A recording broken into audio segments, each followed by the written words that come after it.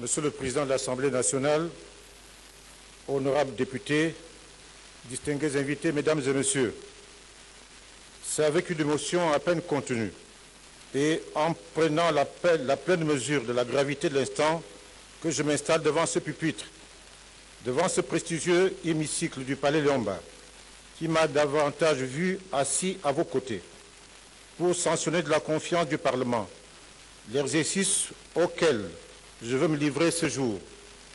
J'en éprouve un sentiment de très grande fierté et d'extrême responsabilité.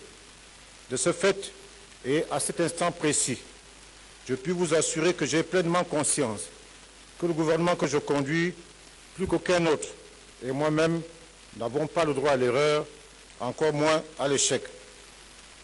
Je sollicite déjà votre empathie et votre soutien en revendiquant notre complicité, celle de deux institutions républicaines que sont l'Assemblée nationale et le gouvernement, et celle d'anciens collègues d'une histoire si riche et si passionnante qui ont appris, en se côtoyant, à se faire confiance. Certes, aujourd'hui, je ne suis pas ici pour écouter, débattre, amender, voter, comme je l'ai fait à vos côtés pendant de nombreuses années. Je viens devant votre honorable Assemblée, revêtu des habits de Premier ministre, pour délivrer ma déclaration de politique générale et vous demander de m'accorder votre confiance, conformément aux dispositions de l'article 28 de notre Constitution.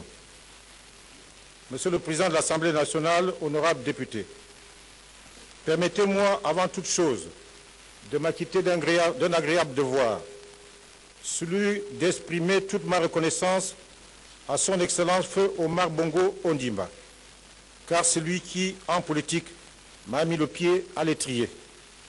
Un jour, il m'a dit, « Daniel, si tu veux faire la politique, retiens deux mots, patience et fidélité. » Je souhaite que les jeunes d'aujourd'hui s'approprient cette philosophie pleine de sagesse. Je voudrais également exprimer ma reconnaissance à Monsieur le Président de la République, chef de l'État, son Excellence Ali Bongo Ondimba, lui exprimer ma profonde gratitude et mes remerciements déférents, ainsi que ceux de mes diverses familles naturelles, culturelles, chrétiennes et politiques, notamment pour l'honneur qu'il a bien voulu me faire en me jugeant capable de conduire le gouvernement de la République et de l'aider à ce poste à concrétiser son ambition. Face à cette haute marque de confiance et d'estime, j'éprouve des sentiments profonds d'humilité et d'appréhension devant le poids des responsabilités, l'étendue et la complicité des chantiers et la brièveté des délais. Mais en même temps, face aux enjeux économiques, sociaux et politiques de 2016 et 2025 et aux formidables défis à relever pour y faire face avec succès, je tiens à rassurer sur la volonté sans faille, la détermination, la fermeté, le courage, l'abnégation et l'enthousiasme dont je compte faire montre dans la façon de conduire l'action du gouvernement. Je voudrais également féliciter et remercier mes prédécesseurs à ce poste, notamment le Premier ministre Raymond Donsima, pour avoir été des éclaireurs, voire des pionniers. Ils ont en effet, entre autres mérites, engagé de vastes chantiers de l'émergence et tracé certaines voies, pour avoir non seulement su préserver nos acquis, mais aussi débloquer certaines situations, corriger des dysfonctionnements ou des anomalies, développer un environnement favorable à la croissance. Ils ont dégagé le terrain et lancé le challenge. Comme des relayeurs, il nous revient désormais d'accélérer le rythme des réformes et de contribuer à faire franchir à notre équipe la ligne en vainqueur. Comment pourrais-je résister à l'ardent désir de vous remercier tout particulièrement, une fois de plus, d'abord vous, Monsieur le Président de l'Assemblée nationale, et vous, honorables députés, chers anciens collègues. Monsieur le Président de l'Assemblée nationale, il y a quelques semaines encore, j'étais à l'ombre du grand baobab de la politique gabonaise que vous êtes. J'ai donc profité de vos conseils, de votre expérience, de votre amitié, de votre fraternité. Je voudrais vous dire un grand merci pour tout ce que j'ai appris à vos côtés. Quant à vous, chers anciens collègues, c'est auprès de vous et avec vous que j'ai développé ma capacité à servir mon pays avec vous que j'ai appris le métier de législateur et j'ai quelques mérites à faire valoir aujourd'hui, je vous le dois en grande partie. C'est assurément, fort de l'expérience acquise sur ces bancs, que je pourrai harmonieusement faire vivre la collaboration entre le pouvoir exécutif et législatif, prévue par la Constitution et indispensable à la réussite de nos projets communs pour le bien de nos concitoyens. Je voudrais également avoir un mot pour ma famille, mon père et ma mère, qui auraient tout donné pour être là ce jour. Merci pour votre éducation. À mon épouse, à mes enfants, à mes petits-enfants, à mes sœurs, à mes frères, à mes amis, je leur dis merci pour leur soutien et leurs conseils qui me permettent d'avoir la force et la sagesse nécessaires à l'exercice de mes fonctions. Je voudrais enfin profiter de l'instant présent pour féliciter chaleureusement les anciens collègues députés qui ont eu la confiance de leur père et qui viennent d'être promus au bureau de l'Assemblée nationale et les nouveaux députés qui ont rejoint l'hémicycle. Monsieur le Président de l'Assemblée nationale, honorables députés, comme vous le savez, nous nous sommes engagés depuis 2009 à donner corps à la vision du Président de la République, chef de l'État, de faire du Gabon un pays émergent à l'horizon 2025, à travers son projet de société L'avenir en confiance, qui s'articule autour de 9 axes, au rang duquel la lutte contre les inégalités, la pauvreté et l'exclusion. Pour y parvenir, nous nous sommes dotés d'un instrument, le plan stratégique Gabon émergent, cadre de mise en œuvre des politiques publiques que nous devons prioritairement conduire pour atteindre les objectifs fondamentaux de diversification de l'économie et d'accélération de la croissance économique, de réduction de la pauvreté et des inégalités sociales et d'assurance au développement durable. L'atteinte de ces objectifs requiert à la fois la consolidation des 4 fondations de l'émergence que sont le développement durable, les infrastructures, la gouvernance et le capital humain, le développement des 3 piliers, à savoir le Gabon industriel, le Gabon vert et le Gabon des services, et l'aboutissement de la prospérité partagée. Dans ce contexte, de nombreux chantiers ont été engagés depuis 4 ans. Certains succès sont déjà enregistrés. C'est ainsi que des infrastructures supplémentaires dans tous les secteurs sont visibles dans le pays. Une nette amélioration de l'environnement des affaires est également constatée, si bien que le Gabon a gagné 11 places dans le classement mondial Doing Business de 2014 de la Banque mondiale.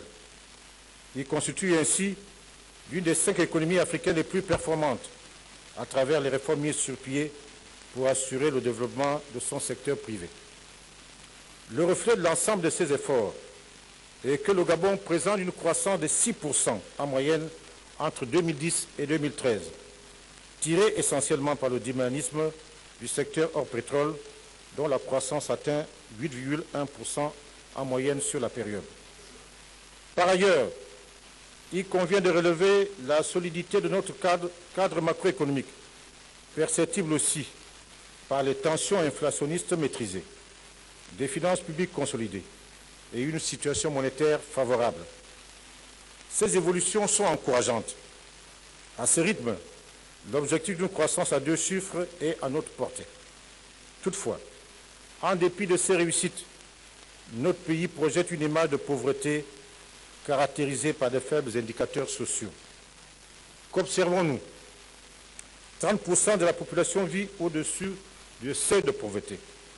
Depuis 2005, le phénomène de chômage a pris une ampleur à tel point que le chômage atteint en 2010 et s'élève à 20%. Mais en réalité, il est de l'ordre de 28% si on considère toutes les personnes qui ne sont pas de manière active à la recherche d'un emploi. Ce chômage reste le reflet d'une inadéquation entre la formation et le marché de l'emploi et interpelle tout particulièrement les autorités publiques. Les femmes et les jeunes en sont les principales victimes. D'autres domaines sociaux présentent encore des carences qui ne peuvent laisser indifférent le gouvernement que j'ai l'honneur de diriger. Il est patent que beaucoup reste à faire. Certes, il est vrai que nous avons à conduire des réformes et à provoquer des changements qui nécessitent souvent du temps et de la persévérance avant que d'engranger des récoltes attendues, eu égard à leur dimension structurelle, comportementale et sociétale. Pour autant, et malgré des succès reconnus par les observateurs internationaux, nous n'avons pas encore écorné ce paradoxe têtu que présente notre pays d'être classé à la fois comme un pays à revenu intermédiaire de tranche supérieure en considérant son PIB par habitant et comme un pays les moins avancés au regard de son taux de pauvreté. Alors même que la date butoir pour atteindre les objectifs du millénaire pour le développement OMD qui vise à lutter contre la pauvreté a été fixée à 2015. Soit que si la vision que nous partageons avec le chef de l'État est de faire de notre pays un pays émergent, ce n'est pas au prix de 30% des Gabonais laissés pour compte. Le projet de société du président de la République ne s'est pas trompé lorsqu'il a prévu à son axe 9 de lutter contre les inégalités, la pauvreté et l'exclusion. Quant au partage équitable des fruits de la croissance prévu au chapitre 4 du plan stratégique Gabon émergent, il n'est nulle part fait mention qu'il faille attendre 2025 pour y songer. La phrase du président de la République placée en exergue de ce document est à ce point de vue suffisamment instructive. Je cite, « Il n'est plus tolérable qu'il y ait autant d'emplois précaires, de chômeurs, de pauvres, d'inégalités d'exclus, de non ou mal logés, de non ou mal enseignés, de non ou mal formés, de non ou mal soignés. » Fin de citation. Ce n'est pas non plus sans raison que le président de la République a commandé en 2013 un rapport sur l'état de la pauvreté dans notre pays. Travail conduit sous l'autorité de la première dame, Madame Sylvia Bongo Ondimba, à qui je voudrais ici exprimer toute ma reconnaissance. Tirant les enseignements de ce rapport et prenant la juste mesure de la gravité de la situation, le chef de l'État a instruit le gouvernement de l'établissement d'un nouveau pacte social fondé sur la vertu cardinale qu'est la solidarité et le triptyque qui guide son action depuis 2009, à savoir paix, développement et partage. Nous avons ainsi l'obligation de parvenir, sinon à éradiquer les fléaux de la pauvreté et de l'exclusion sociale, du moins à en diminuer de manière drastique les effets délétères. Nous devons parvenir à améliorer significativement le niveau et la qualité de vie des Gabonaises et des Gabonais. Monsieur le Président de l'Assemblée nationale, honorables députés, le gouvernement dont j'ai la charge se voit donc fixer deux objectifs pour concrétiser le projet de société du Président de la République. Un objectif général qui consiste à accélérer la mise en œuvre du plan stratégique Gabon émergent et un objectif spécifique, celui de déployer une stratégie pour gagner la guerre, d'une part contre la pauvreté, la précarité et l'exclusion sociale, d'autre part contre les inégalités. Quant aux modalités de l'action que le gouvernement doit mener, les instructions du président de la République sont claires. Je le cite, « Le gouvernement que vous conduisez n'aura pas d'état de grâce, ni de période d'apprentissage. Il n'aura qu'un seul objectif, qu'un seul mot d'ordre, réussir. » Monsieur le Président de l'Assemblée nationale, honorables députés, pour concrétiser la vision du chef de l'État et le projet de société L'avenir en confiance, adopté par les Gabonais, le gouvernement engagera la bataille sur deux fronts. Le premier concerne la consolidation et le renforcement des acquis au plan de la paix et du développement. Le second a pour objet la mise en œuvre de notre pacte social visant à concrétiser l'ambition du partage des fruits de la croissance. Concernant le premier fonds, l'ensemble des politiques publiques qui sont conduites répondent à deux premiers volets du triptyque guidant l'action du chef de l'État, à savoir la paix et le développement, dont la réalisation conditionne celle du troisième volet, le partage. À cet effet, le gouvernement se fixe deux objectifs: garantir un environnement apaisé, sécurisé, protecteur, et poursuivre notre développement.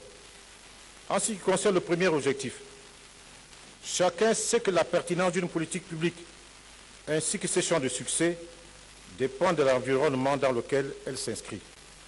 Il est essentiel, en premier lieu, nous continuons à garantir ce que nous avons su préserver depuis si longtemps, la paix et la stabilité. Compte tenu des situations dangereuses qui sévissent à nos portes et des menaces potentielles qu'elles portent en germe pour l'équilibre régional, il est indispensable que notre diplomatie, d'une part, nos forces de sécurité et de défense, d'autre part, soient à même de nous préserver. Nous devons notamment garantir la sécurité à nos frontières et de notre territoire pour éviter que ne se reproduisent les événements récents que nous avons connus, drames liés à l'immigration clandestine ou actes de piraterie dans nos eaux territoriales. La lutte contre ces derniers est nécessaire pour un pays comme le Gabon, qui possède un peu plus de 800 km de côte et qui ambitionne de se tourner vers la mer pour assurer son développement, que ce soit à travers la pêche et la transformation des produits de la mer, le transport, l'exploitation pétrolière offshore, le tourisme et la protection de la biodiversité des écosystèmes marins. Mais cette paix, cette stabilité, indispensable de conserver à notre pays son attractivité pour les investisseurs étrangers, nous ne la garantirons pas seuls. Nous continuerons à travailler en étroite collaboration avec nos voisins de la sous-région et avec nos partenaires bilatéraux ou multilatéraux. Dans ce domaine, nous envisageons de mener une surveillance accrue de nos côtes et d'assurer la maîtrise de nos frontières terrestres et de notre espace aérien. À ce titre, nous engageons notamment la professionnalisation de l'armée ainsi que le renforcement des capacités opérationnelles de toutes les composantes de nos forces de défense et de sécurité. Nous allons par ailleurs redynamiser la Commission nationale des frontières et favoriser la tenue régulière des commissions mixtes permanentes de sécurité transfrontalière avec les États voisins. En matière de gestion des flux migratoires, il s'agira de cette année, dans le cadre de la CEMAC, de maîtriser les points de passage transnationaux en renforçant le dispositif de suivi et de contrôle des voyageurs.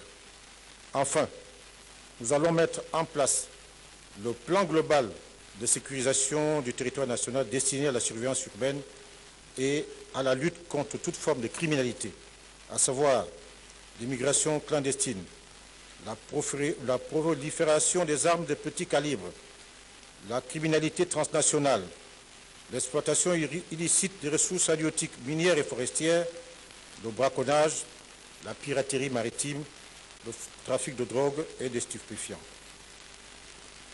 Monsieur le Président de l'Assemblée nationale, honorables députés, cette sécurité ne doit pas s'arrêter à nos frontières. Elle doit être garantie sur notre sol, à l'ensemble des personnes et des biens. La sécurité est une condition de notre bien-vivre, de notre vivre ensemble, de notre développement. Elle seule peut garantir à chacun l'exercice de ses droits et à tous l'exercice de libertés publiques. La sécurité est une condition de l'état de droit et de la liberté. C'est pourquoi nous allons développer une présence policière accrue sur le terrain par les patrouilles motorisées et pédestres, le jour comme la nuit. Nous poursuivrons par ailleurs la modernisation des équipements et améliorerons l'offre de formation de nos forces de sécurité pour atteindre des standards internationaux, notamment en matière de police scientifique. Nous engagerons également un maillage du territoire national plus cohérent des unités de toutes les composantes des forces et plus adapté à la stratégie de défense globale du pays. Citons encore parmi les actions que nous mènerons la construction et la réhabilitation des casernes des forces de défense et de sécurité.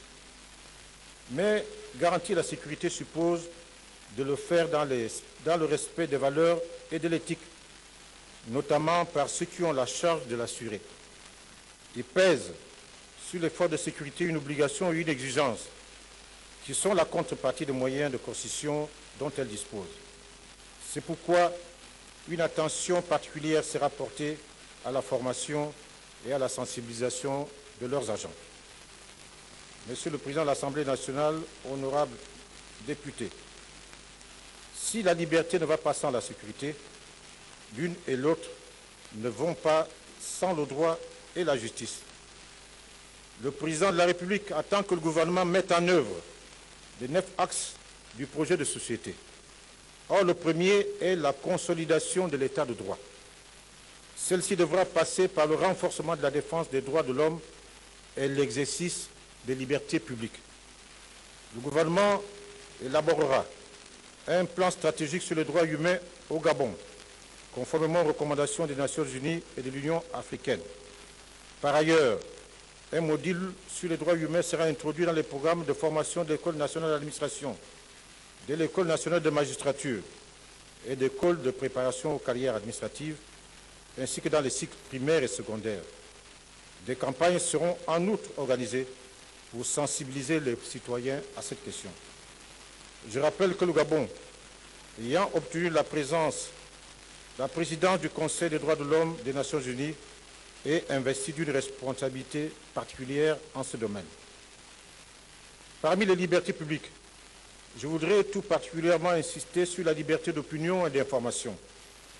Elle concerne au premier lieu les médias, qui jouent le rôle que l'on sait dans nos sociétés et où l'opinion publique tient une si grande place. Notre cadre juridique et institutionnel protège les médias et leur permet de remplir leur mission. Mais j'en appelle ici encore à la responsabilité de chacun, à l'éthique, le professionnalisme, la pédagogie doivent être des valeurs cardinales de tous ceux qui ont choisi d'informer pour ne pas désinformer ou mésinformer. Consolider l'état de droit suppose aussi de mettre la loi au-dessus de tout, la loi étant la même pour tous. Cela implique aussi de faire de la justice et de son corollaire de l'administration pénitentiaire un service public professionnel crédible et non discriminant. Le gouvernement poursuivra l'extension de l'offre juridictionnelle à travers notamment la modernisation des infrastructures et des équipements, la tribunal correctionnel mineur, accompagné d'un dispositif de réinsertion des petits délinquants mineurs. En vue de rapprocher la justice des justiciables, il procédera au renforcement des audiences foraines, ainsi que la délocalisation des tribunaux de l'ordre judiciaire dans les grands centres de certains départements. Afin d'améliorer l'accès à la justice, le dispositif d'assistance judiciaire sera renforcé. En matière pénitentiaire, sera poursuivi le programme d'extension de la capacité d'accueil et de la mise aux normes des prisons. Citons à cet égard la construction en cours de la nouvelle prison d'Onkoltan, d'une capacité de 1800 places et équipée d'ateliers destinés à faciliter la réinsertion des détenus.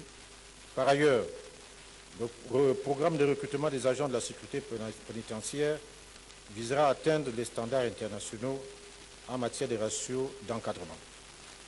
Cela implique par ailleurs de moderniser rapidement, comme le prévoit le plan stratégique Gabon émergent, nos différents cadres juridiques nécessaires pour faciliter l'activité économique et sociale, qu'il s'agisse de protéger les entreprises et les investisseurs ou de protéger les salariés, à travers le nouveau Code du travail et la renégociation des conventions collectives. Monsieur le Président de l'Assemblée nationale, honorables députés, un environnement apaisé, c'est aussi une vie politique apaisée. Compte tenu du bon déroulement des dernières élections locales, d'une participation électorale en hausse, de l'introduction de la biométrie à l'issue du processus de concertation, d'une consultation qui a permis à l'opposition de retrouver une voie institutionnelle, on peut considérer que la vie politique gabonaise est en voie d'apaisement et que la démocratie est consolidée. Le temps des batailles électorales est provisoirement terminé. Nous avons donc le temps devant nous pour travailler, agir, construire, bâtir. C'est ce qu'attendent les Gabonaises et les Gabonais. Il n'en demeure pas moins qu'une vie politique apaisée est aussi liée au progrès que tous nous faisons pour renforcer et améliorer notre pratique démocratique. Dans cette perspective, le gouvernement entend prendre un certain nombre d'initiatives propres à fiabiliser les processus électoraux. Pour améliorer de façon substantielle la gouvernance politique, le président de la République a réactivé le Conseil national de la démocratie et engagé une démarche visant à faire appel, pour tous les sujets essentiels, à toutes les forces politiques représentatives et respectueuses des institutions de la République. Le gouvernement que je dirige adhère naturellement à cette pratique de consultation et de concertation de la classe politique gabonaise. Il s'emploiera à faciliter le fonctionnement des organes dédiés. Monsieur le Président de l'Assemblée nationale, honorables députés, un environnement apaisé, c'est encore un climat social détendu. La prévention des risques sociaux et le renforcement du dialogue social doit être des priorités, car non seulement l'agitation sociale n'est jamais très éloignée de l'agitation politique et peut être une menace du bon déroulement de la vie économique, à la croissance et au final à l'efficacité des politiques sociales, mais aussi parce que les syndicats organisés, représentatifs et responsables sont indispensables à la défense des intérêts des travailleurs et à l'harmonie de la vie en société. J'attends sur ce point poursuivre la démarche d'ouverture des concertations entreprises par mes prédécesseurs. Dans le même temps, j'en appelle au sens des responsabilités des dirigeants sociaux pour que soient évités surenchères et débordements. Les grèves trop vite déclenchées ne profitent à personne, surtout lorsqu'elles ont pour effet collatéral de prendre des tiers en otage. Ces grèves ont un coût financier, économique, social et sociétal que nous ne pouvons pas nous permettre de supporter dans nos démarches vers l'émergence et dans notre volonté d'éradiquer la pauvreté. Le dialogue social sera donc privilégié dès lors que, conformément au souhait du président de la République, il continue de s'opérer dans les formes prévues par notre législation et dans le respect des institutions de la République. Parmi les mesures envisagées, je citerai la réactivation des structures mixtes paritaires prévues par le statut général de la fonction publique, la redéfinition des règles de représentativité des syndicats et l'organisation subséquente des élections professionnelles, la mise en place du Conseil national du dialogue social voulu par le président de la République et la création auprès du Premier ministre d'un observatoire du dialogue social chargé de détecter les signaux de risque ou crises à venir. Un environnement protecteur, c'est enfin un environnement protégé. Il s'agira notamment de continuer de défendre la biodiversité de notre pays et de mettre en œuvre le plan climat et la stratégie nationale de développement durable. Inscrire notre économie et nos activités dans le développement durable, ce n'est pas seulement contribuer à nous procurer un meilleur cadre de vie, c'est garantir à nos enfants et petits-enfants ce patrimoine qui nous a été légué et que nous devons transmettre. Nous n'avons pas le droit d'obérer un avenir qui ne nous appartient pas. Dans ce domaine, le gouvernement gabonais organisera sur la base d'un schéma directeur national de propriété des villes, en voie d'adoption et en collaboration avec les entreprises spécialisées, les collectivités locales et les associations de quartier, la chaîne de gestion des déchets ménagers, industriels et biomédicaux, et prévoyant un dispositif de pré-collecte dans les quartiers sous-intégrés. Dans cette optique, sera construite une unité de stockage et de gestion des déchets en vue de la fermeture de la décharge à plein ciel de Midoubé qui sera dépolluée. Il s'agit en effet d'en finir avec les villes poubelles et les risques sanitaires que cela engendre. Par ailleurs, force est de reconnaître que ce phénomène trouve également son origine dans notre incivisme. C'est pourquoi le gouvernement s'emploiera à renforcer la culture citoyenne des populations. Monsieur le Président de l'Assemblée nationale, honorables députés, le second objectif lié à l'accélération de la mise en œuvre du plan stratégique Gabon émergent concerne la poursuite de notre développement, celle-ci étant envisagée sur 3 angles. Premièrement, la consolidation impérative de nos acquis économiques, le maintien d'une croissance économique soutenue est la condition sine qua non d'une prospérité à partager. Pour y parvenir, mon gouvernement engagera ou accélérera, avec la participation active des agences spécialisées, la mise en œuvre des mesures contribuant à améliorer l'environnement des affaires au plan juridique, administratif et fiscal, propice d'une part à l'attractivité de notre pays pour les investisseurs étrangers, d'autre part au développement des PMI, créateurs d'emplois. Poursuivre le développement de la stratégie nationale de développement des infrastructures. En matière de routes, le gouvernement poursuivra l'application du programme d'aménagement du réseau routier avec un accent particulier sur l'inter et la multimodalité. Une quinzaine de projets sont en cours d'exécution à travers le territoire national et l'effort de maillage et de modernisation du réseau routier national sera maintenu. En matière de transport, les travaux de modernisation de nos infrastructures portuaires seront lancés afin de sécuriser et de rendre attractif le transport maritime vers la destination Gabon. Face aux problèmes récurrents de déraillement et d'instabilité d'une partie de notre voie ferrée, les actions visant l'optimisation de notre chemin de fer seront entreprises dans les délais les plus brefs. En matière d'infrastructures de santé, le gouvernement poursuivra la modernisation en cours des établissements hospitaliers nationaux et régionaux. Un accent particulier sera mis sur le renforcement des capacités de soins de premier niveau en vue de contribuer au développement d'une véritable médecine de proximité. Pour les malades mentaux, il est prévu le renforcement des capacités opérationnelles du service de santé publique en termes de modernisation des structures existantes et de création de nouvelles. En matière d'infrastructures d'enseignement, le gouvernement poursuivra le renforcement des capacités d'accueil ainsi que de modernisation de l'existant et la création d'un lycée technologique en vue d'atteindre le ratio élèves par classe acceptable. En matière de logement, nos efforts commencent à porter des fruits. Notre ambition sera de finaliser les réformes en cours tout en accélérant le vaste programme de construction de logements et de viabilisation des terrains. La restructuration et la réhabilitation des quartiers précaires font également partie des préoccupations majeures du gouvernement. En matière d'énergie, nous accélérons la réalisation des projets en cours. Il s'agit notamment de la construction de centrales hydrauliques et thermiques à gaz, de la densification du réseau de transport d'électricité et de l'électrification villageoise. Par ailleurs, un plan national de maîtrise de l'énergie va être élaboré. Dans ce cadre seront lancées des études d'évaluation de potentiel national en micro-hydroélectricité et d'électrification des provinces d'une part et la promotion des unités de méthanisation en zones rurales et urbaines d'autre part.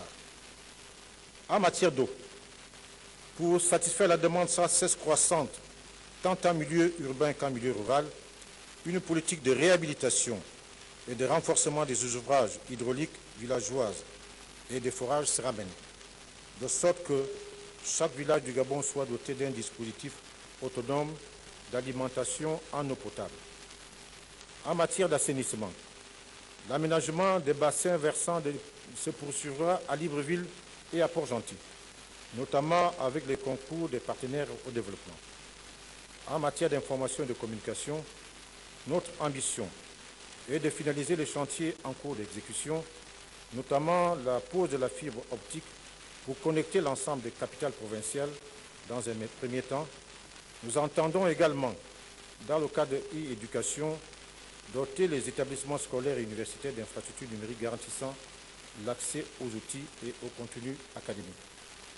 De manière générale, le gouvernement va s'atteler à poursuivre la mise en œuvre des mesures annoncées par le chef d'État lors de la tournée républicaine de 2010 et dans le cadre des conseils ministériels localisés, avec un accent particulier sur celles à caractère social. Dans le cadre de la mise en œuvre de sa stratégie de développement de croissance, le gouvernement veillera en outre à accélérer le POC et de l'île Mandé, à améliorer les modalités de financement de l'économie en facilitant l'accès au crédit des PME-PMI et des organismes relevant de l'économie sociale, en favorisant la mise en place du financement de l'accès à la propriété, en développant le renforcement des organismes de microfinancement, en développant des partenariats publics-privés. Il va accompagner la création et la gestion des entreprises et promouvoir l'innovation.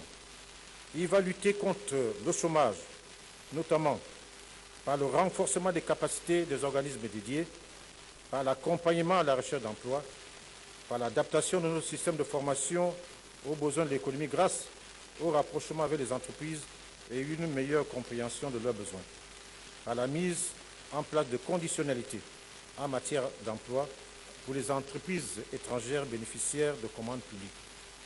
Enfin, nous allons développer la diversification de notre économie en visant l'objectif d'une première transformation locale de nos matières premières et enfin favoriser le développement d'un esprit plus entreprenant des Gabonais. Monsieur le Président de l'Assemblée nationale, honorables députés, la mise en œuvre des fondements dont je viens de décliner les grandes lignes demeure étroitement liée à la capacité de notre économie à se diversifier et à créer la richesse à travers les piliers du plan stratégique Gabon émergent. Il s'agit de poursuivre en accélérant le rythme les divers projets prévus au titre de chacun de ces piliers. Dans le cadre du Gabon vert, le Gabon s'emploiera à accélérer la mise en œuvre des projets visant notamment la sécurité alimentaire durable, l'autosuffisance en produits halieutiques, le leadership mondial pour le bois tropical certifié, la gestion durable de la forêt et la préservation des ressources naturelles restent une préoccupation majeure du gouvernement. À cet égard, un accent particulier sera mis sur le renforcement du dispositif législatif et réglementaire relatif à l'exercice de la chasse, afin de réduire considérablement la criminalité faunique dans notre pays. S'agissant de la gestion durable des écosystèmes forestiers et aquatiques, notre action s'inscrira dans la continuité des actions entreprises ces dernières années. Au titre du Gabon industriel, le gouvernement s'emploiera à mettre en œuvre la stratégie nationale d'industrialisation. Il élaborera le programme national de normalisation et promouvra la sous-traitance.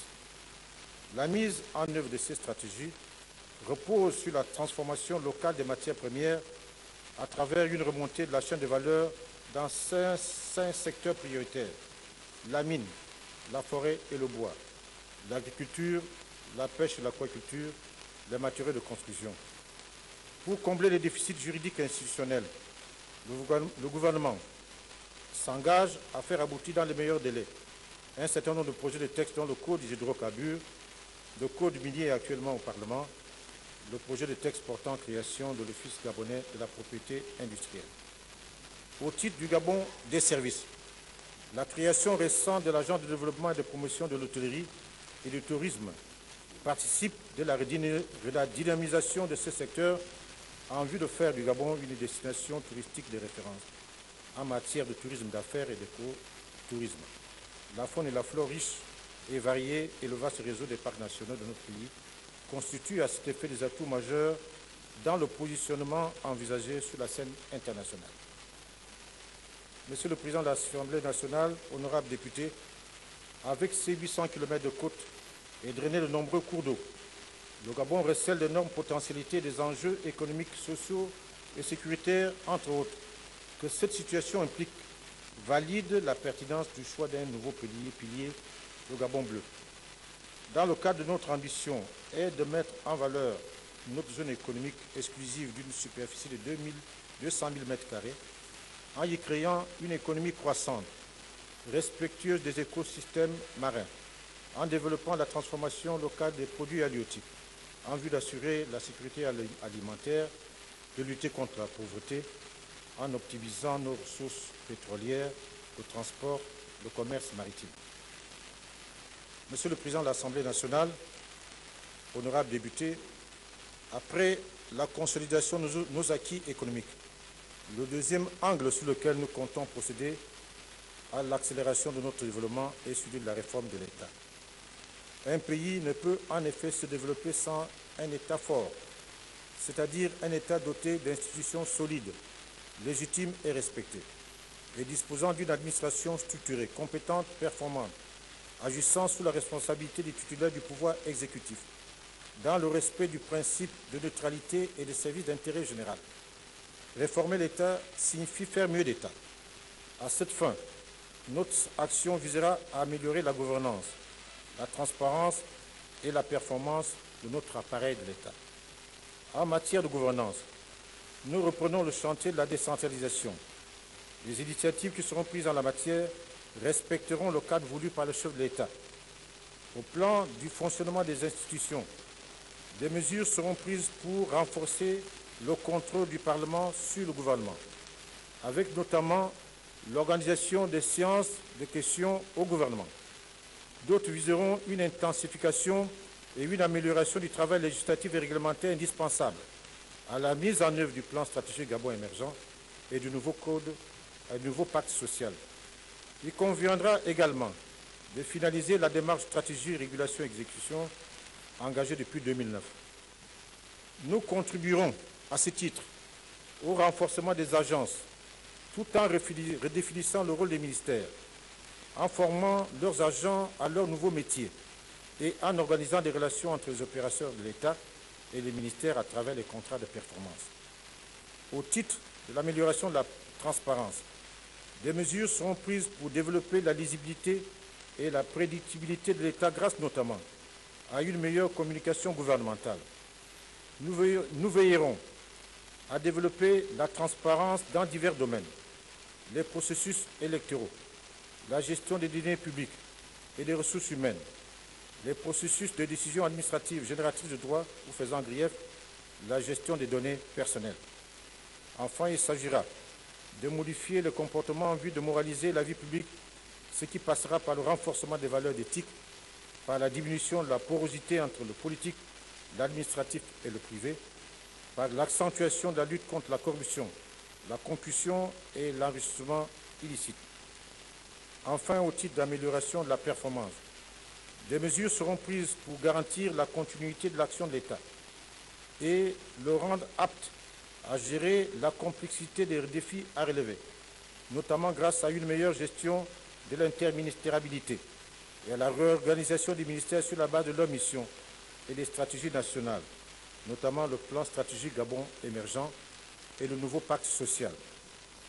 Le fonctionnement de l'État sera également amélioré au niveau territorial grâce à une politique de déconcentration et de délocalisation des services. D'autres actions viseront à rendre l'administration durablement performante afin qu'elle réponde aux attentes des citoyens usagers, notamment via la simplification des procédures et qu'elle soit un instrument de développement et la clé de voûte du nouveau pacte social. Pour cela, il conviendra de changer de paradigme et de culture en tournant l'administration vers ses parties prenantes, en l'orientant vers les résultats et les performances durables. Nous entreprendrons également de moderniser l'outil pour disposer d'une administration compétente, méritocratique, professionnalisée, moderne et bien gérée. Outre l'opérationnalisation des fonctions support, nous développerons les fonctions d'inspection, de contrôle, d'audit et d'évaluation. Je rappelle enfin que 2015 verra la mise en application de la loi organique sur les lois des finances et l'exécution du budget qui instaure une nouvelle gouvernance financière. Monsieur le Président de l'Assemblée nationale, honorables députés, le troisième angle d'accélération de la mise en œuvre du plan stratégique émergent est le développement de notre capital humain. Ce point est essentiel, vu qu'il n'y a de richesse que d'hommes, comme l'affirmait en 1576 l'humaniste et économiste théoricien de l'État Jean Baudin. Notre action en la matière s'articule autour de trois grandes politiques publiques. Une politique de l'enrichissement des connaissances et des compétences, une politique de santé et une politique de sport. La politique d'enrichissement des connaissances et des compétences que nous allons conduire a trois objets. Le premier est naturellement de développer les connaissances et donc les savoirs, pas uniquement dans une optique d'acquisition, mais aussi dans une optique d'échange. Le second est de renforcer les compétences, c'est-à-dire les savoir-faire, en veillant à leur adéquation aux besoins. Le troisième, enfin, vise à modifier les mentalités et les comportements en agissant sur le vouloir-faire et le savoir-être. Cet enrichissement de notre capital humain est indispensable à notre développement, à notre émergence. Il répond aussi à l'ambition affichée par notre pays de devenir une destination de prestation de services intellectuels de haut niveau. Il suppose cependant que soient relevés un certain nombre de défis dans les secteurs de l'éducation nationale, de l'enseignement technique et de l'enseignement supérieur. Il s'agit notamment des effectifs pléthoriques, du déséquilibre des filières de formation au détriment des filières scientifiques, technologiques et professionnelles, des carences de systèmes de formation des enseignants, de l'inadéquation de la carte scolaire, du taux élevé d'échecs scolaires, du niveau et des conditions d'attribution des bourses d'études.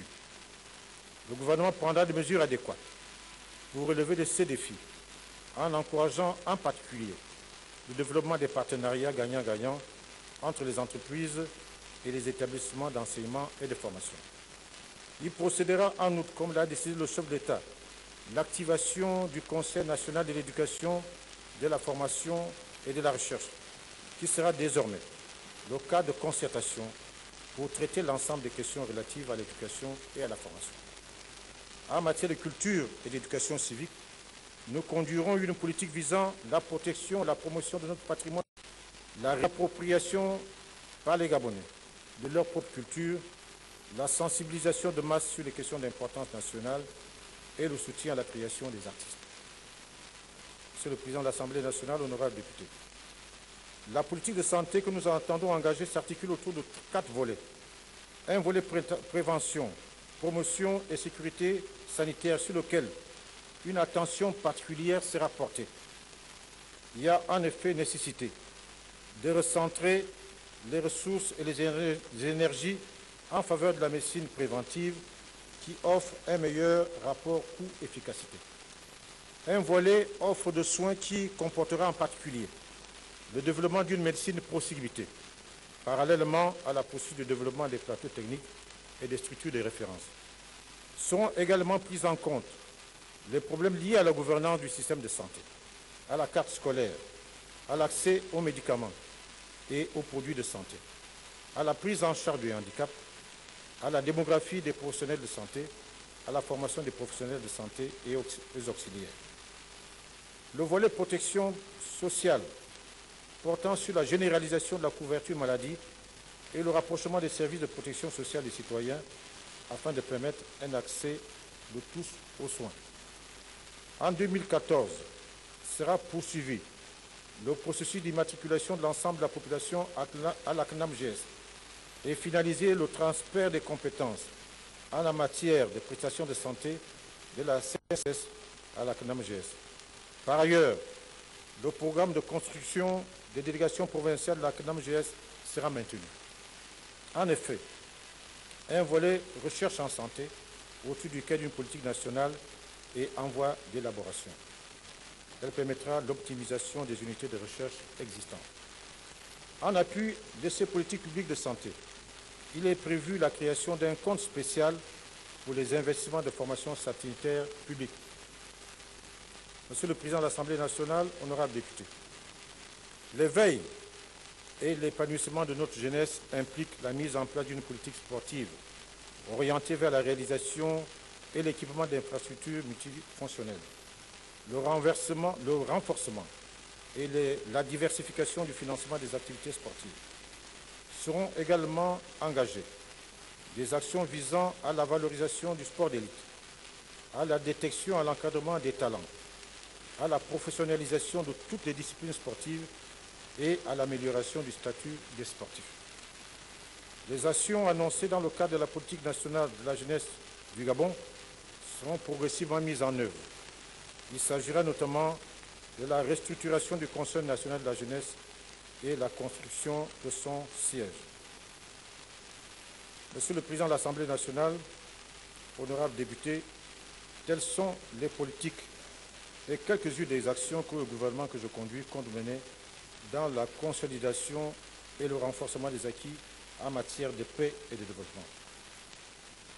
En dépit des avancées en matière de diversification, notre économie reste essentiellement extravertie, fondée sur la rente, dont les retombées en termes de développement humain sont en deçà de nos attentes. Dans un pays comme le Gabon, qui dispose d'un PIB élevé et qui connaît depuis 2 ans une croissance de 6%, la pauvreté apparaît comme un paradoxe qui tient à plusieurs facteurs. Les performances macroéconomiques enregistrées au cours des 4 dernières années ne sauraient durablement garantir la paix et favoriser le développement si elles ne s'accompagnaient d'une prise en compte effective de l'utilité et de l'urgence d'une partage des fruits de cette prospérité. En effet, il ne saurait y avoir de croissance soutenable, de développement continu et de progrès équilibré si les pans entiers de nos populations se retrouvaient décrochés, livrés à elles-mêmes et abandonnés au bord de la route comme chacun d'entre nous peut en faire la mère expérience au quotidien. Au risque de mettre en péril notre vivre ensemble, il nous faut donc agir vite et maintenant. C'est pourquoi le gouvernement s'engage à mettre en œuvre le nouveau pacte social qui vise à concrétiser le troisième volet de notre triptyque, le partage. Précisons que le partage ne signifie nullement charité ni assistanat. Il est fondé sur l'équité et la solidarité. Il doit avoir pour seul effet de réinsérer ceux qui sont en situation d'exclusion. Il est attendu des bénéficiaires, lorsqu'ils le peuvent, des contreparties, ne serait-ce que la volonté et l'effort de se réinsérer. Quel contenu donner à notre plan pacte social? Ce nouveau pacte social est fondé sur une valeur cardinale, la solidarité. Son champ d'intervention est multiple, tant il est vrai que la lutte contre la pauvreté, la parité, la précarité et l'exclusion sociale d'une part, contre les inégalités de part, réclame des approches spécifiques et adaptées, même si elles sont complémentaires. Toutes nos politiques économiques, budgétaires, fiscales, de l'emploi et de la formation professionnelle, de l'enseignement, de l'agriculture, de l'industrie, du commerce, et j'en oublie, vont tendre vers ces objectifs. Le premier volet de l'action de mon gouvernement consistera dans la lutte contre la pauvreté, la précarité et l'exclusion sociale. À cette fin, nous prendrons des mesures visant à empêcher la création et l'aggravation de la pauvreté. Simultanément, nous procéderons au traitement de la pauvreté actuelle. Pour combattre les causes de la pauvreté, nous agirons notamment sur le niveau des revenus, directs ou indirects, sur le niveau des coûts, sur les mécanismes de production du revenu national et sur les mécanismes de redistribution. Je voudrais insister tout particulièrement sur la nécessité pour tous de créer plus de richesses en accélérant la mise en œuvre des projets de l'émergence. Sans être exclusif, c'est en s'assignant un taux de croissance à 2 chiffres et une meilleure redistribution des flux engrangés que nous parviendrons à éradiquer la pauvreté et la précarité. Parallèlement, nous allons engager une politique spécifique de lutte contre le chômage. Celle-ci portera sur la création d'emplois sociaux et d'emplois aidés, d'accompagnement des chômeurs, à travers, par exemple, l'amélioration et la création de mécanismes de soutien, de formation adaptée ou d'aide à la recherche d'emploi. Le secteur de l'économie sociale offre par ailleurs des opportunités d'emploi et d'auto-emploi que le gouvernement exploitera pour réduire le chômage des jeunes et favoriser l'insertion et la réinsertion. Par ailleurs, nous allons adopter une approche territoriale de la mise en œuvre d'une stratégie de développement local. Quant à notre système de solidarité nationale, il doit permettre une couverture efficace des risques maladies, vieillesse, accidents professionnels, famille, handicap. Nous avons des dispositifs avec la CNAMGS et la CNSS notamment, que beaucoup de pays africains nous envient, mais qui traversent une phase de maturation et qui ont révélé des insuffisances, justifiant l'instruction du chef de l'État au gouvernement, je cite, « remettre l'ouvrage sur le chantier ». C'est ce que nous allons faire. Monsieur le Président de l'Assemblée nationale, honorable député, s'agissant maintenant du traitement de la pauvreté, notre cible, ce sont 30% de la population gabonaise dont le revenu est inférieur à 80 000 francs CFA par mois, identifié par le rapport McKinsey. Cette population comporte 7 catégories particulièrement vulnérables. Des familles sans ressources avec de nombreux enfants, les mères célibataires sans emploi, les personnes âgées délaissées, les veuves et orphelins abandonnés, les personnes handicapées, les enfants de la rue, les élèves et étudiants isolés. Par ailleurs, il existe une grande disparité dans l'accès de ces populations aux services publics de base, liés aux inégalités territoriales. 60% des départements sont ici en décrochage. Enfin, on relève que ces populations vivent dans des postes de pauvreté rurale et périurbaine.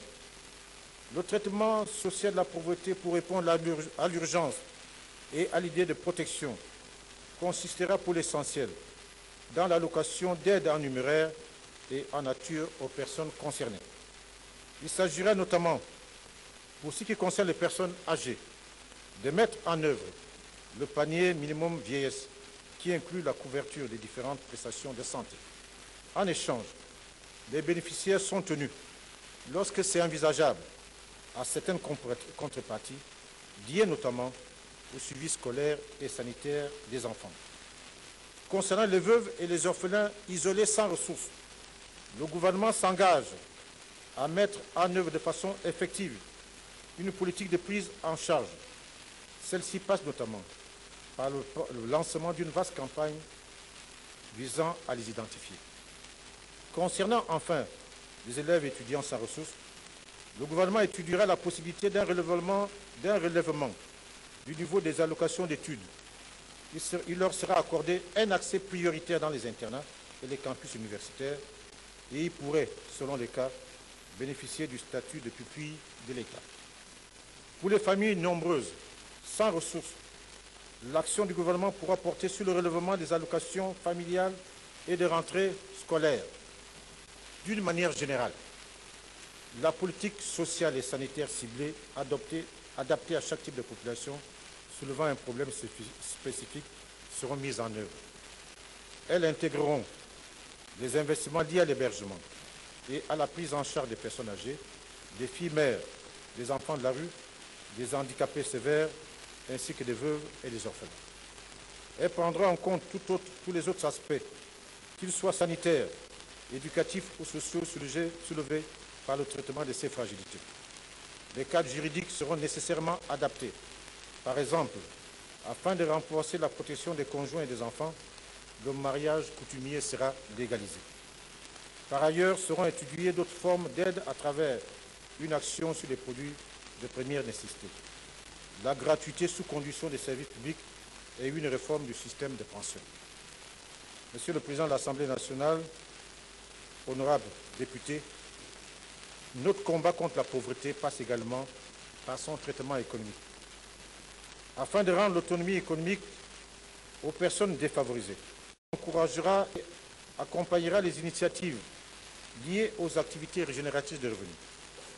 Elles pourront prendre la forme de micro-projets territorialisés dans les secteurs de l'agriculture, de l'élevage, de la pêche, le tourisme et l'artisanat, les services de petite transformation. J'exhorte à cet effet nos populations à regrouper en coopératives. Par ailleurs, le gouvernement va étudier d'autres pistes de solutions concourant au même objectif, travaux d'intérêt collectif, aide à l'insertion ou à la réinsertion par l'emploi salarié, mise en œuvre de la responsabilité sociétale des organisations. Nous engagerons enfin le traitement territorial de la pauvreté par des mesures devant permettre l'accès des populations aux services publics de base. À cet effet, nous procéderons à la relance du programme de développement des initiatives locales qui a fait des preuves dans nombre de quartiers de l'île-de-Ville et dans les autres capitales provinciales. Le gouvernement a également pour ambition de favoriser l'intégration économique et sociale des poches de pauvreté. Ces actions seront tournées vers le désenclavement des zones rurales et la mise à niveau des zones périurbaines, à travers la réhabilitation des logements existants, la construction de logements à bas coût et l'organisation de transports en commun des grandes villes du pays. Monsieur le Président de l'Assemblée nationale, honorables députés, le second volet de notre action concernera la lutte contre les inégalités. Cette question dépasse le champ économique et social. Elle interroge le modèle de démocratie, l'état de droit, la réalité de la justice sociale et de l'équité. Il s'agit de lutter pour l'égalité des droits, pour l'égal accès aux services, aux biens permettant la satisfaction des besoins élémentaires, pour l'égalité des chances, permettant l'amélioration de chacun de sa situation, pour le traitement égal des situations égales, c'est-à-dire travail égal, salaire égal, pour la suppression des discriminations ou des favoritismes fondés sur l'appartenance raciale, ethnique, familiale, sur les opinions politiques, philosophiques ou religieuses, sur le genre et sur l'âge. Nous allons donc engager ce combat autour de 5 actes. En ce qui concerne l'égalité des droits, nous conduirons une action visant à revisiter nos textes pour y traquer l'illégalité, à vulgariser le droit à construire une justice pour tous. En second lieu, nous allons agir pour donner à tous un égal accès aux services et aux biens de base. Cela concerne le logement avec, par exemple, la mise en œuvre par l'État puissance publique d'une politique de logement social ou d'incitation à la construction de logements utilisant des matières premières locales, dans le cadre de l'aide à l'autoconstruction et au Smart Code. Quant à l'État employeur, il pourra mettre en œuvre une politique d'accès à la propriété immobilière au profit de ses agents, en recourant notamment à des mécanismes de bonification des prêts ou de garantie. Cela concerne l'accès à l'eau et l'électricité pour lequel une aide est déjà apportée sur le plan tarifaire. En ce qui concerne les infrastructures de production et de dessertes, leur renforcement est en cours et sera accéléré. Il conviendra également de résoudre les problèmes posés par le transport public dans les grandes villes, ce qui passera nécessairement par la réhabilitation et le développement des voiries, le renforcement des capacités de la Sogatra, l'aménagement des parkings publics, l'obligation de stationner dans les zones prévues à cet effet, la définition des plans de circulation tenant compte des grands travaux qui sont engagés. Il s'agira enfin de garantir un bon niveau d'hygiène et de santé, de salubrité, un égal accès à la santé et à l'éducation. Les politiques sectorielles qui seront conduites dans ces domaines devront être soutenues par une politique d'aménagement du territoire afin de lutter contre l'inégalité de développement des provinces. Elle visera notamment, à travers une politique de déconcentration, de délocalisation de certains services, de redéploiement des agents de l'État, de l'amélioration de la couverture administrative du pays afin de remédier à la sous-administration de certains territoires. Par ailleurs, la politique de la ville est indispensable dans un pays à 85% de la population vivant dans les villes sera renforcée. Afin de favoriser l'égalité de change, nous devons renforcer nos capacités en matière d'enseignement. Nous allons également engager une action énergique pour lutter contre l'échec scolaire.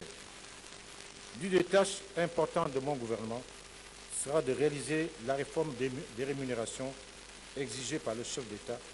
Une commission a déjà été mise en place à cet effet. Cette réforme sera faite sur la base du lien entre rétribution et contribution et en prenant en compte les performances, le mérite et le risque et la pénibilité.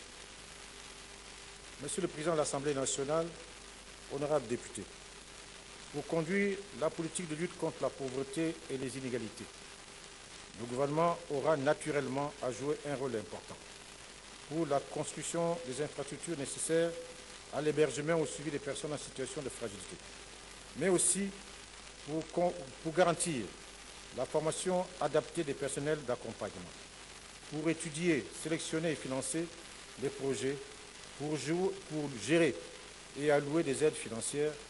Il s'appuiera notamment sur le Fonds national d'action sanitaire qui sera l'opérateur principal en la matière. Mais il conviendra également d'envisager des actions indirectes sous la forme, par exemple, d'aide aux familles pour éviter, lorsque c'est possible, de casser les solidarités ou pour les reconstruire. Cela pourra passer également par une collaboration avec les associations spécialisées qui présentent l'avantage de la proximité, de la simplicité et de l'adaptabilité. Une telle initiative s'inscrit au demeurant dans le renforcement souhaitable et souhaité du rôle de la société civile. En ce qui concerne les modalités de financement, la réussite de notre pacte social passera par une mobilisation des fonds de la CNAMGS et du FINAS, par le recours à notre système de microfinance, par une réforme de certaines subventions afin de les mettre en adéquation avec notre politique, par un appel aux partenaires financiers internationaux, nombreux s'étant déjà déclarés prêts à nous accompagner dans ce projet indispensable, ce dont je les en remercie. Naturellement, cette réussite nécessite que nous réorientons les crédits du budget de l'État vers le financement des actions de notre stratégie d'investissement humain. C'est à cette fin qu'est actuellement en préparation un projet de loi de finances rectificative que j'aurai l'honneur de venir défendre devant votre illustre Assemblée. Monsieur le Président de l'Assemblée nationale, honorables députés, la réussite de notre stratégie pour lutter contre la pauvreté, la précarité, l'exclusion sociale et les inégalités, au-delà de la pertinence et de l'efficacité de ces actions et des projets que nous lancerons, suppose que soient remplies certaines conditions. En premier lieu, la nécessaire mobilisation de tous. Elle concerne les ministères, les administrations, les institutions, les opérateurs de l'État, les acteurs du secteur privé et de la société civile, les partis politiques, les syndicats, les médias, les institutions religieuses, les citoyens, sans oublier les partenaires techniques et financiers. Ensuite, la coordination interministérielle dans le cadre de la mise en œuvre d'une politique naturellement complexe est nécessairement intégrée. La communication gouvernementale indispensable à la lisibilité de notre action. La collaboration fructueuse entre le gouvernement et le Parlement dans l'immense chantier législatif et réglementaire qui nous attend, dont la finalisation des lois d'orientation et de programmation des actes du plan stratégique Gabon émergent. Au plan technique, nous devons prioritairement renforcer nos mécanismes de microfinancement en mettant en place un dispositif efficace de contrôle de la gestion de ces aides sociales. Enfin, nous devons être très attentifs aux risques liés à la dissémination positive, aux effets de seuil et aux effets pervers. Dans tous prochains jours, suite aux instructions données par le chef de l'État, seront entrepris parallèlement au collectif budgétaire dont je viens de parler, l'organisation de séminaires sectoriels destinés à produire les plans d'action nécessaires à la mise en œuvre de notre politique, le réajustement des projets annuels de performance qui vous seront présentés dans le cadre de la mise en œuvre dès 2015 de la loi organique sur les finances et l'exécution du budget, l'élaboration des programmes de travail ministériels pour 2014. Réussir à bâtir le nouveau pacte social n'est pas une option. Mais il ne s'agit pas de réussir pour simplement répondre à une injonction légitime du chef de l'État et d'en obtenir un satisfecit. Il s'agit de réussir parce que nous en avons l'obligation morale, parce que nous ne pouvons continuer de vivre en acceptant ce pur scandale qu'est l'existence d'une extrême pauvreté dans un pays que la nature a tant choisi.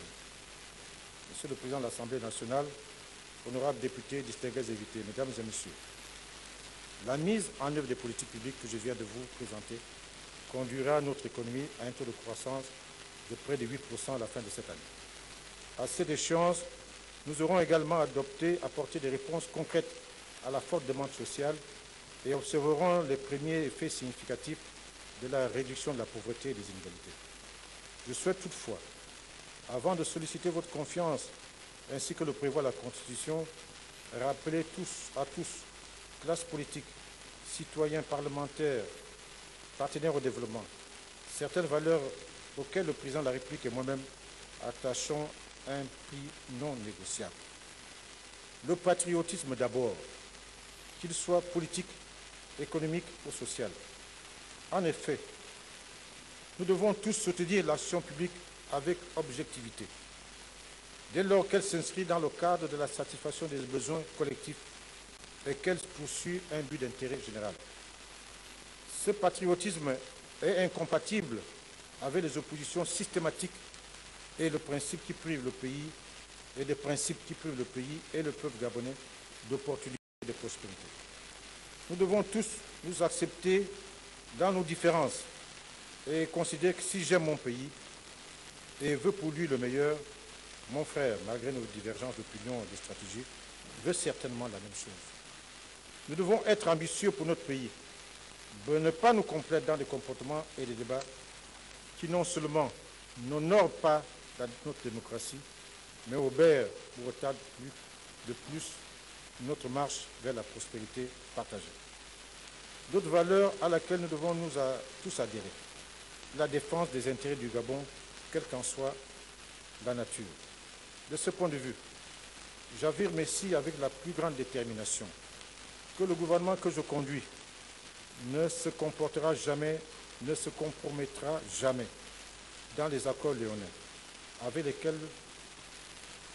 quelques partenaires que ce soit. Les intérêts du Gabon ne peuvent pas être bradés. Parce que notre pays est attaché aux vertus de paix et de dialogue.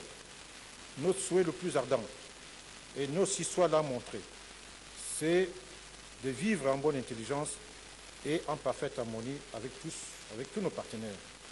Le Gabon restera un pays d'accueil et une seconde patrie pour tous qui respecteront nos valeurs et nos lois.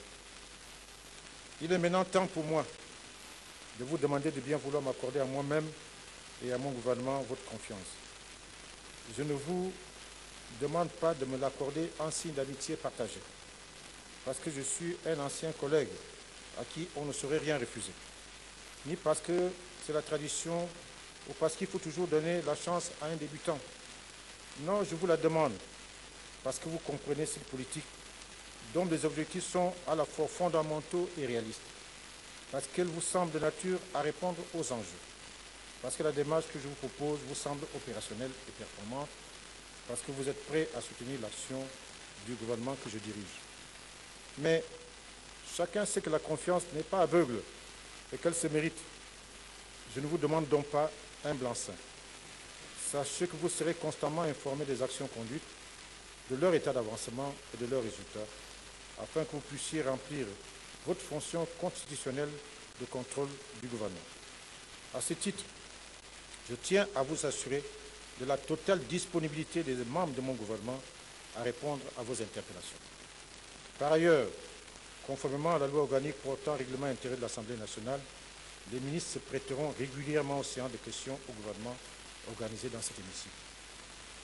De même que je serai honoré de la confiance que le président de la République m'a faite en me nommant Premier ministre, je serai me montrer digne de la confiance que vous voudrez bien m'accorder. Je vous remercie.